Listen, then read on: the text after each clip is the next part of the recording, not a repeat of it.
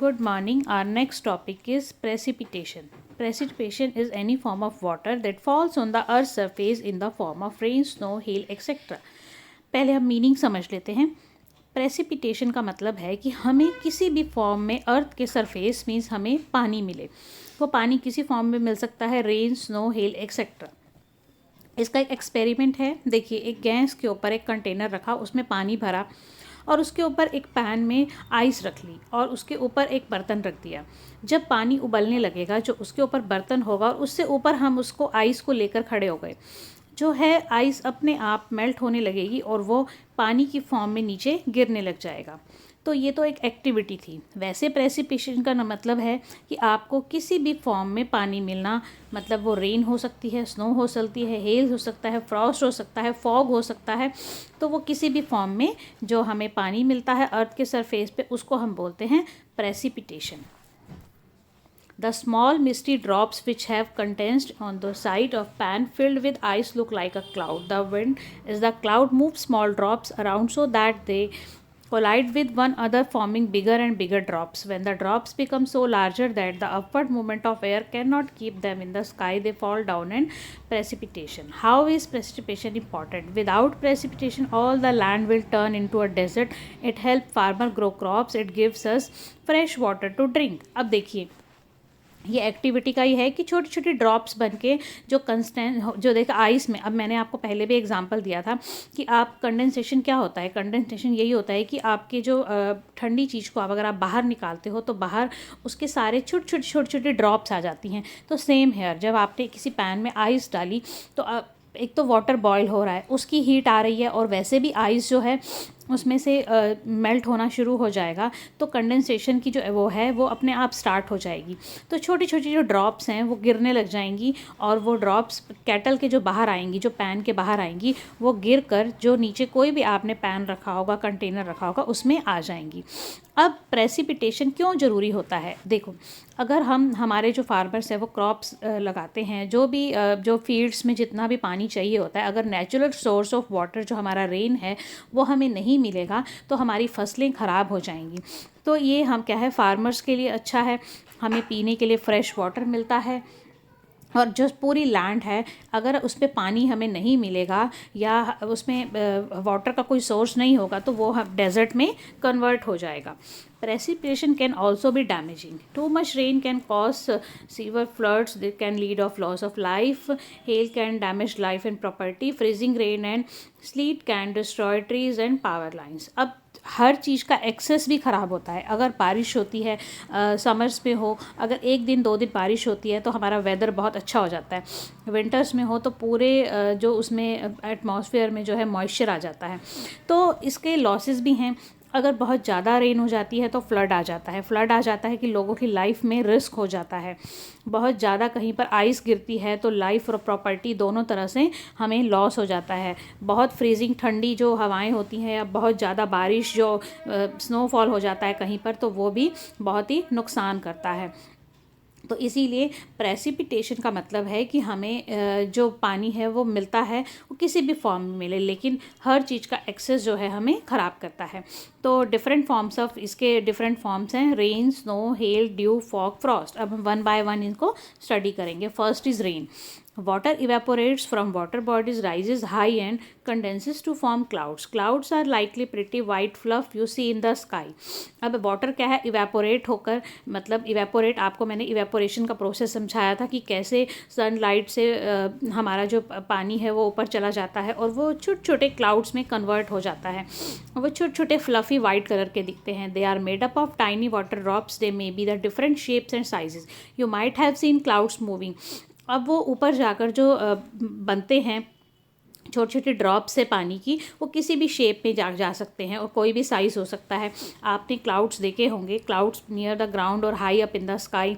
Different types of clouds cause different kinds of weather. Sometimes clouds get darker, scary looking when the thunderstorm और tornado in about to strike. अब कई बार होता है कि clouds बहुत ऐसे white से सुंदर से दिखते हैं, कई बार होते हैं वो बहुत ही हॉरिबल मीन्स डरावने लगते हैं, ऐसे ब्लैक ब्लैक हो जाते हैं. तो ऐसे टाइम पे जब आंधी तूफान आने वाला होता है तो क्लाउड्स ऐसे ब्लैक उसमें कन्वर्ट हो जाते हैं. तो ये तो था हमारा रेन. और वो क्लाउड्स जो है रेन की फॉर्म में हमारे पास नीचे आ जाती है। Next is snow. In colder region such as mountains waterfalls from clouds as ice crystal और groups of many ice crystal called snowflakes और snow. Snowflakes are formed in clouds where the temperature is below freezing. जहाँ temperature बहुत minus में आ जाता है वहाँ पर जो ये हमारा ठंडी जगहें होती हैं, जो पहाड़ होते हैं, वहाँ पर जो है हमारा ठंड से पानी जो है स्नोफ्लेक्स और स्नो में कन्वर्ट हो जाता है। The ice crystals are formed around tiny bits of dirt that are carried up to in the atmosphere by the wind. As the snow crystal grow they become heavier and fall down on the earth. अब क्या है, जैसे आपने छोटे छोटे देखे होंगे snow crystal, जो इनके देखो पिक्चर में गिवन है, ये एज इट इज़ आपको नहीं दिखते हैं। वैसे स्नो जो है, स्नो क्या आप नीचे जो इवेपोरेशन से जो ऊपर हमारा ये प्रोसेस होता है जिससे हमें रेन होती है। अब ये तो रेन तो हमारे नॉर्मल जो जिस एरिया में हम रहते हैं, अब जो बहुत ही ठंडी जगहें होती हैं, कोल्डर रीजन्स होते हैं, तो वहाँ पर ये पानी जो है स्नो में कन्वर्ट हो जाता है, और वो स्नो जब ऊपर बहुत हैवी हो जाती हैं तो ये नीचे गिरने लग जाती हैं अर्थ पे, तो इसको हम स्नो बोलते हैं। Hail. When raindrops pass through a very cold region in the atmosphere, they freeze and fall on the earth as a hailstone. They look like small round ball of ice. किसी किसी जगह पर बर्फ़ के टुकड़े भी गिरने शुरू हो जाते हैं, जैसे आपने ऑब्ज़र्व किया होगा जब यहाँ पर भी बहुत ठंडा हो जाता है जनवरी के एंड में, तो एक आधी बार हमने ऑब्ज़र्व किया है कि जब बारिश होती है बहुत तेज़ तो ऐसे हेल स्टोन्स नीचे हमारे पास आते हैं, जो इस पिक्चर में गिवन है। ये छोटी छोटी स्मॉल आइस की राउंड बॉल्स होती हैं। उसके बाद है due. You might have scene water drops on grass, flowers and leaves on the winter mornings. आपने विंटर्स में ऑब्जर्व किया होगा, कभी भी आप प्लांट्स को देखेंगे तो ऊपर छोटी छोटी ऐसी स्मॉल ड्रॉप्स आ जाती है, उसको ड्यू बोलते हैं। At night these plant parts lose heat faster and become colder than the surrounding air. When the water vapor comes in the contact with these cold parts of plant or any other cold surface like metal or grass, it changes into droplets of water called dew. आप इनको touch करेंगे तो ये पानी आपके touch होगा और नीचे भी गिर जाएगा। तो ये ठंड से जो रात को बहुत ही ठंड हो जाती है, तो ये छोटी छोटी जो प्लांट्स के ऊपर छोटी छोटी ड्रॉप्स आ जाती हैं, इनको हम ड्यू बोलते हैं। इसके बाद है fog. Fog is a thick cloud of water droplets formed just above the ground in winters. It differs from other clouds only in one thing, that is touches the surface of the earth. It is formed due to rapid cooling of moist air into tiny droplets of water near the ground. Fog is defined as a cloud near the ground which reduces visibility to less than 1 kilometer. So fog is very dangerous for people. Fog आपने खुद भी observe किया होगा 3 और 4 days before. आपने देखा होगा जब आप उठे तो सुबह आपको 1 किलोमीटर तक कुछ भी नहीं दिख रहा था, तो ये इसको हम फॉग कहते हैं। इसमें क्या है, जो क्लाउड्स होते हैं वो थोड़े थिक हो जाते हैं, लेकिन डिफरेंस क्या है, वो क्लाउड्स हमारे स्काई में ही रहते हैं और ये जो फॉर्म होती है ये बिल्कुल नीचे आ जाती है अर्थ पर, सरफेस के मतलब कि अर्थ के ऊपर सराउंडिंग जो आसपास सारा, तो यहाँ पर ऐसा एटमॉस्फेयर क्रिएट कर देती है कि आपको बिल्कुल दिखना ही बंद हो जाता है और हवा में इतना मॉइस्चर आ जाता है कि उससे हमें बिल्कुल आसपास का विजिबल नहीं हो पाता। नेक्स्ट है Frost. When it is extremely cold, the few drops and surface water freeze into crystals called frost. अब कई बार बहुत ज़्यादा ठंड होती है तो वो जो ड्रॉप्स होती हैं वो मतलब फ्रीज़ हो जाती हैं या बर्फ़ का उसमें रूप ले लेती हैं, तो उसको हम फ्रॉस्ट कहते हैं। ये भी आप प्लांट्स में क्रिस्टल क्लियर, मतलब कि इतनी क्लियर होती हैं, ये ऐसे लगता है कि कुछ कांच के टुकड़े पड़े हों, तो इतना क्लियर होता है, तो इसको हम फ्रॉस्ट कहते हैं। उसके बाद है underground water. When it rains the rain water goes into river, streams, pond, lakes, some of water steeps into porous layers of the earth of reach the non-porous layer. This is called underground water and its level is called water table. अब क्या है, कई बार rain water होता है, rain water harvesting भी आपको मैंने समझाया था पहले, जिसमें हम पानी कलेक्ट करके उसको फ्यूचर के लिए सेव कर देते हैं। अब अंडरग्राउंड वाटर है, अब जो बारिश होती है, रिवर, स्ट्रीम, पॉन्ड्स, लेक्स, इनमें पानी भर जाता है, तो कुछ पानी हमारा अर्थ के अंदर भी चला जाता है, जो नॉन पोरस लेयर्स होती हैं, मतलब कि जिनको वो पार करके नीचे चला जाता है, उसको हम अंडरग्राउंड वाटर कहते हैं, और उस जो लेवल होता है उसको हम वाटर टेबल कहते हैं। The water table rises during the raining season but drops down during summer. ये क्या है, जब बारिश बहुत होती है तो इनका लेवल ऊपर आ जाता है। आजकल बहुत से लोगों ने जो एमसीडी का हमें वाटर आता है, तो इसके अलावा बोरिंग करा रखी है। बोरिंग में क्या होता है, यही होता है, अंडरग्राउंड वाटर आपको मिलता है, तो उसका जो लेवल होता है वहाँ तक के पाइप्स अंदर डाल दिए जाते हैं और उससे पानी को खींचा जाता है मशीनों के थ्रू, तो वो पानी आपको मिलता है। और अगर लेवल कम हो जाता है वो तब होता है समर्स में, जब पानी की शॉर्टेज हो जाती है। तो अंडरग्राउंड वाटर भी हमारे बहुत काम आता है। Since the number of people has increased and people are digging out of ground water faster than it can form, the water table is sinking deeper and deeper. Nowadays government has the local bodies are encouraging rain water harvesting to raise the water table. अब जैसे जैसे हमारे यहाँ लोगों की जनसंख्या हमारे यहाँ बढ़ती जा रही है और लोगों को पानी की बहुत नीड होने लगी है और शॉर्टेज के कारण लोग एक सेपरेट अपने पास ये सोर्स रखते हैं कि हम इस पानी को यूज़ कर सकें, तो वो बोरिंग कराने लगे हैं। तो जिससे क्या है, लेवल पानी का बहुत डाउन होता जा रहा है। तो गवर्नमेंट जो है लोगों को एनकरेज कर रही है सबको कि आप रेन वाटर हार्वेस्टिंग करो, मतलब कि बारिश के पानी को स्टोर करो, उसको प्योरीफाई करो और फिर यूज़ करो। तो इससे क्या है, हमारा जो अंडरग्राउंड जो वाटर है उसका जो लेवल है वो ठीक रहेगा। उसके बाद impurities in water.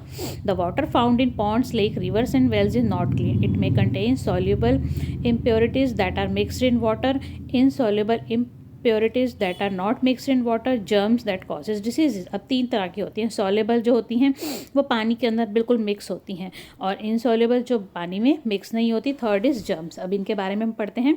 Drinking impure unclean water is not good for health. It can cause diseases like typhoid, cholera, jaundice, diarrhoea. इसके बाद है density extra. Therefore drinking water should be clean, the water that is fit for drinking और portable water. आपको पानी से बहुत सारी बीमारियां लग सकती हैं। बेसिकली टाइफाइड, जॉन्डिस बहुत सुनने को मिलता है, डायरिया और डाइसेंट्री भी आपको देख सकते हैं हम कि ये डिसीज़ेज़ भी बहुत ही जल्दी स्प्रेड हो जाती हैं। क्योंकि ख़राब पानी हम पी लेते हैं, और जो पानी पीने के लिए ठीक होता है उसको हम बोलते हैं पोर्टेबल वाटर। उसके बाद है knowledge desk. Contamination of water with undesirable substances is called water pollution. अब पानी के अंदर बहुत सारे हम ना चाहते हुए जो बहुत सारे केमिकल्स और बहुत सारे सॉल्युबल अनसॉल्युबल होते हैं, तो उनसे पानी गंदा हो जाता है, इसको हम बोलते हैं वाटर पोल्यूशन। तो क्यों होते हैं? आजकल फैक्ट्रीज़ का पानी उसमें आ जाता है, रिवर्स में लोग कपड़े धोना शुरू कर देते हैं। डंपिंग ऑफ गार्बेज, मतलब हम कूड़ा फेंक देते हैं। ऑयल जो शिप से जो ऑयल आता है, जो पोर्ट्स पे उतरता है, वो उसमें डाल देते हैं। तो ये सब रीजंस हैं जिससे हमारा वाटर पॉल्यूटेड हो जाता है। उसके बाद है purification of water. Water can be purified by removing impurities present in it. Insoluble impurities can be removed by the following method: sedimentation, decantation, filtration। अब सबसे हम पहले पढ़ते हैं सेडिमेंटेशन। सेडिमेंटेशन है इसमें the substances which settle at the bottom, जो पानी के अंदर नीचे तह जम जाती है उसको हम सेडिमेंट्स कहते हैं। The process of settling down heavy insoluble impurities in water is called sedimentation. The clear water on the top is called decant. The process of separating clear water from the sediments is called decantation. अब जो आप किसी glass में पानी लोगे, अब उसमें रेत होगी, तो रेत में जब आप पानी की जो लेवल देखोगे, जो सबसे नीचे मिट्टी जम जाएगी, उस मिट्टी के जो ऊपर वाला पानी होगा वो पीने लायक होगा। जो नीचे वाला पानी होगा उसमें भी जर्म्स होंगे। जो नीचे वाला पानी होगा वो है पूरा आपका नीचे पूरा, उसमें जो मड होगी वो इकट्ठी हो जाएगी। Next is filtration. The process of separating out insoluble impurities from water by using a filter is called filtration. We use filtration in laboratories and also at home. At home you might have seen your mother filtering tea. आप जो है filters आजकल normally सभी के घरों में देखने को मिलते हैं। इनको आप घर में यूज़ करते हैं जिससे हमारा पानी जो है प्योरीफाई अच्छे से हो सके। ये एक्टिविटीज़ हैं, आप इनको खुद स्टडी कीजिएगा। Take a filter paper and fold it half, then in half again, open the folded circle little to make a cone, put the filter paper cone inside a funnel and set the funnel in glass jar, take muddy water in another jar, slowly pour the muddy water into funnel, look at the water coming through the funnel. अब आप देखोगे, अब ये activity करके देखोगे, जो नीचे जमी हुई मिट्टी है वो फनल के थ्रू आप अगर पानी को लोगे तो मिट्टी जमी रह जाएगी और पानी उसमें से छन कर हमारा नीचे आ जाएगा।